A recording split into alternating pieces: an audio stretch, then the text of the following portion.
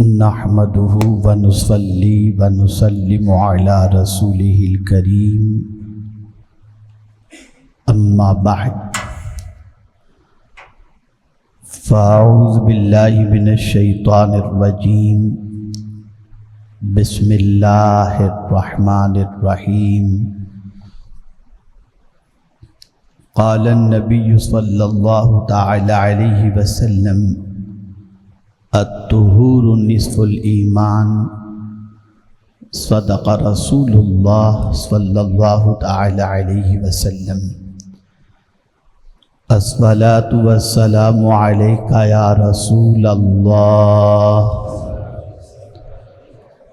الصلاة والسلام علیک یا حبیب اللہ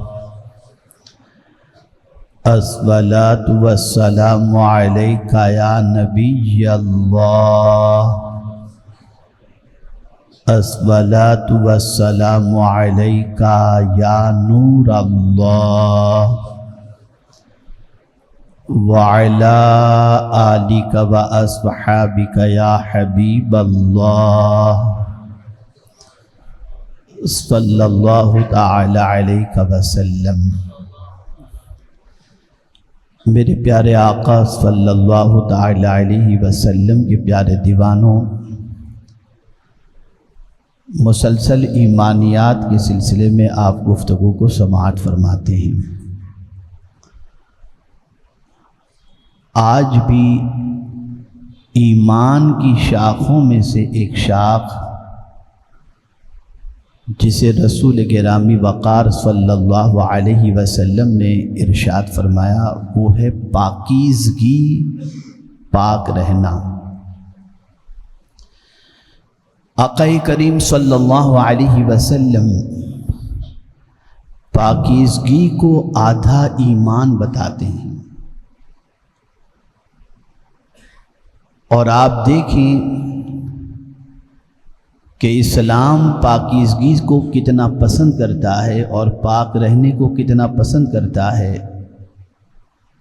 اس کو سمجھنا ہو تو یوں سمجھیں کہ نماز کے شرائط میں سے ایک شرط یہ ہے کہ نماز وہی بندہ ادا کرے، اس جگہ پر ادا کرے، اور ان شرائط میں سے ایک شرط یہ ہے بدن کا پاک ہونا، کپڑے کا پاک ہونا، اور نماز کی جگہ کا پاک ہونا۔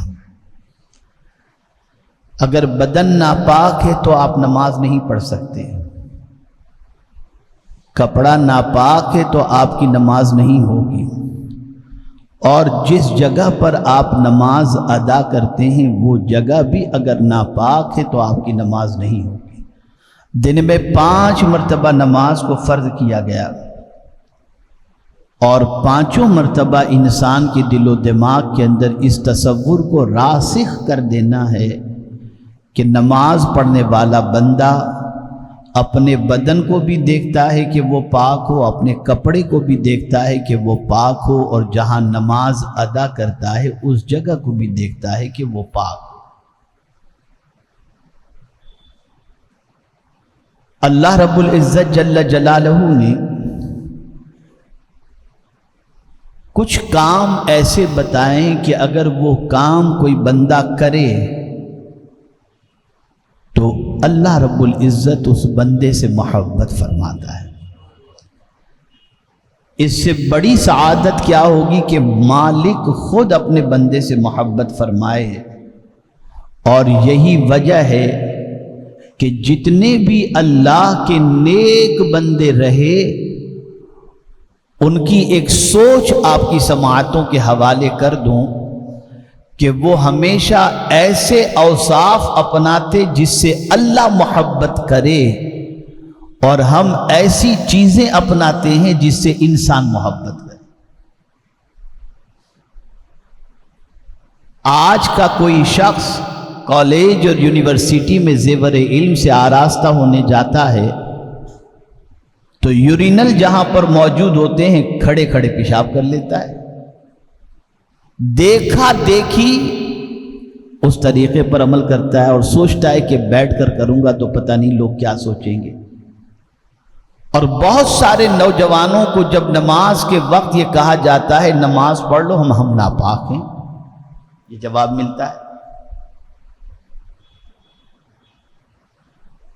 تو اگر کوئی بندہ پاک رہنے کو پسند کرتا ہے اور پاکیزگی کو پسند کرتا ہے تو یہ اس کی پسند وہ ہے کہ پاک رہنے والے سے خود اللہ بھی محبت فرماتا ہے، اللہ بھی محبت فرماتا ہے۔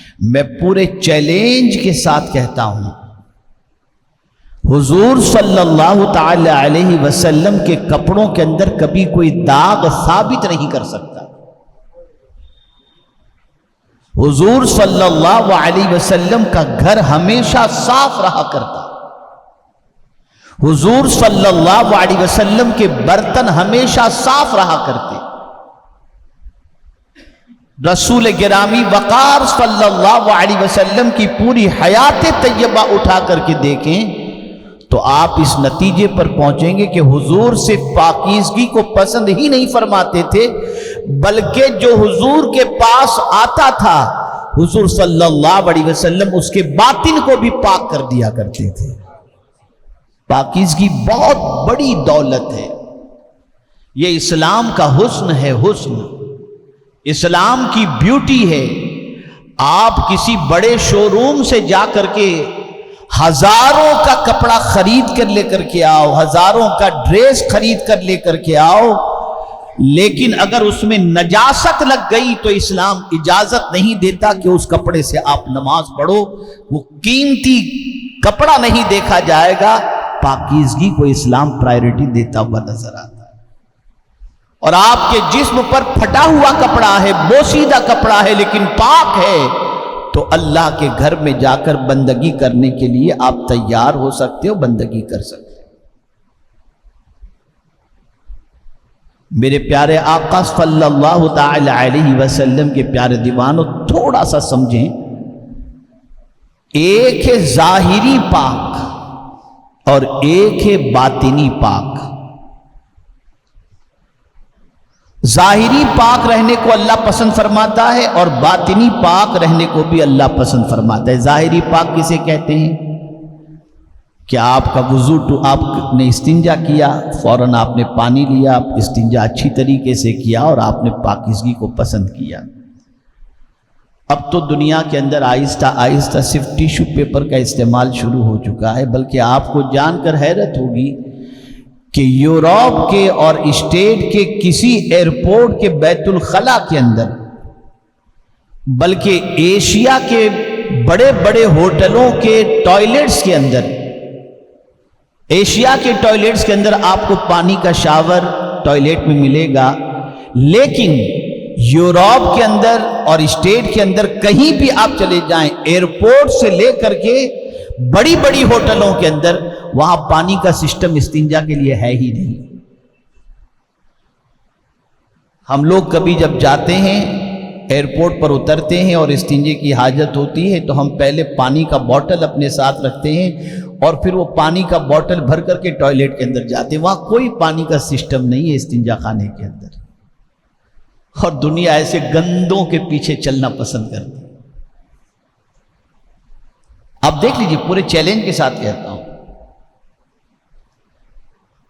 اور جو لوگ استنجا کر کے پانی لیتے ہیں ان کی تعریف قرآن نے بیان فرمائی۔ مسجد قباء کی جب تعمیر ہو رہی تھی تو اس تعمیر کے اندر جن صحابہ نے حصہ لیا وہ صحابہ دو طریقے سے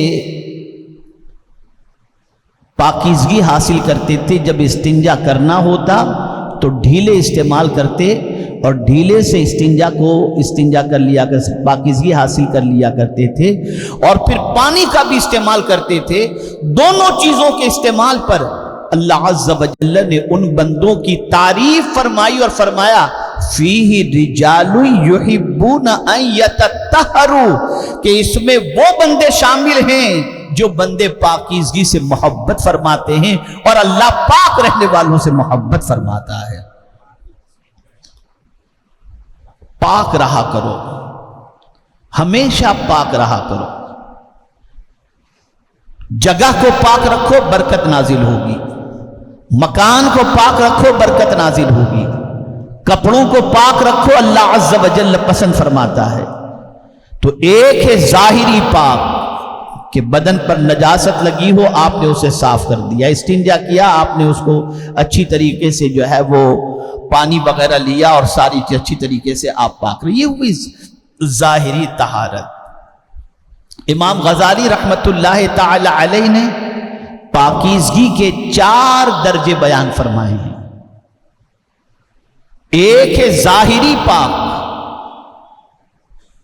تو یہ تو عام حکم ہے اور اس کو عام زبان کے اندر پاکیزگی، بہت سارے ایسے بھی ہیں جو مذہب اسلام کے ماننے والے نہیں ہیں وہ بھی پاکیزگی سے محبت کرتے ہیں، اور جنرل انسان بھی ایسے ہیں جو پانی لیا کرتے ہیں اور پاکیزگی سے پیار کیا کرتے ہیں۔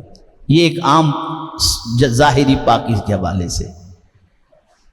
ایک ہے ظاہری پاکیزگی بھی اور گناہ سے بچنا بھی، کہ گناہ بھی ناپاک چیز ہے، اور یہ نہ سمجھا جائے کہ گناہ میں بدبو نہیں ہوتی۔ آپ سوچیں گے کہ نجاست میں بدبو ہوتی ہے، گناہ میں بدبو نہیں ہوتی۔ میں حدیث کی روشنی میں سمجھاؤں، گناہ میں بھی بدبو ہوتی ہے۔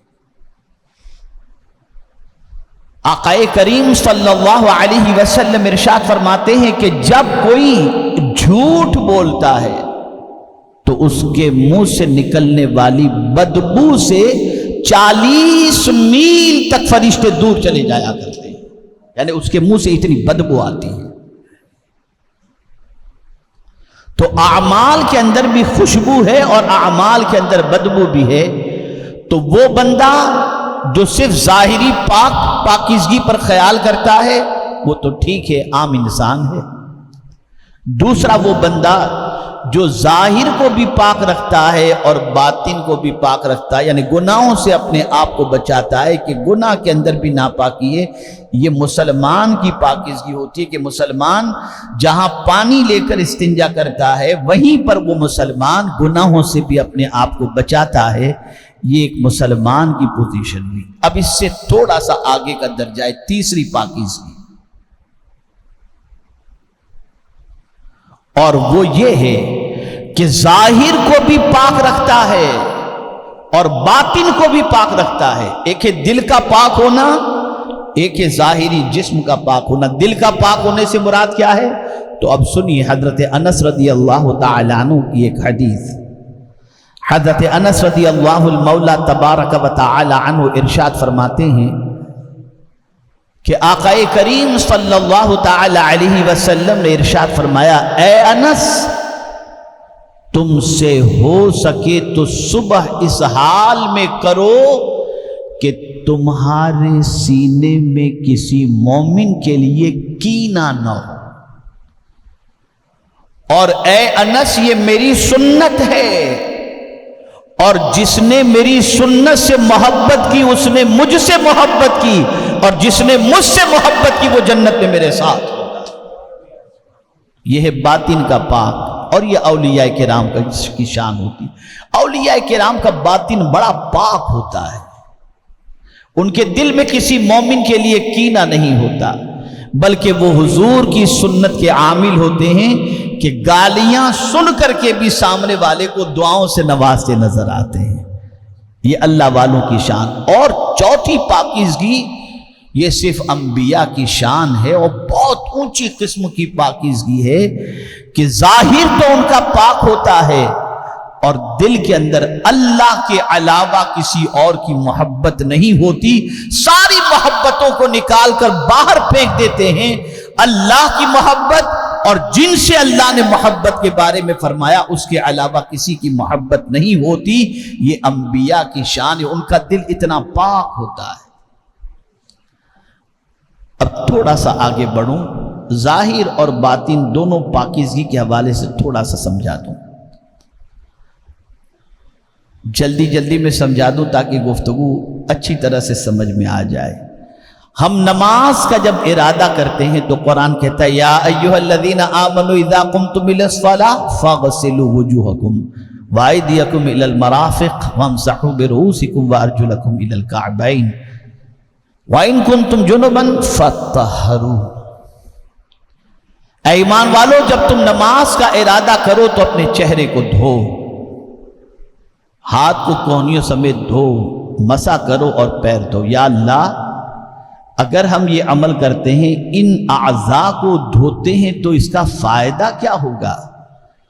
تو اس کی تشریح میرے آقا صلی اللہ علیہ وسلم نے فرمائی، جب کوئی چہرہ دھوتا ہے تو اللہ چہرے کے گناہوں کو معاف فرما دیتا ہے، جب کوئی کلی کرتا ہے اللہ منہ کے گناہوں کو معاف فرما دیتا ہے، جب کوئی مسح کرتا ہے اللہ گردن کے سر کے گناہوں کو معاف فرما دیتا ہے، اور جب کوئی پیر دھوتا ہے تو اللہ تعالیٰ اس کے پیر کے گناہوں کو معاف فرما دیتا ہے، اور اگر کوئی شخص وضو سے پہلے بسم اللہ پڑھ لے تو اللہ اس کے پورے جسم کے گناہوں کو معاف فرما دیتا ہے۔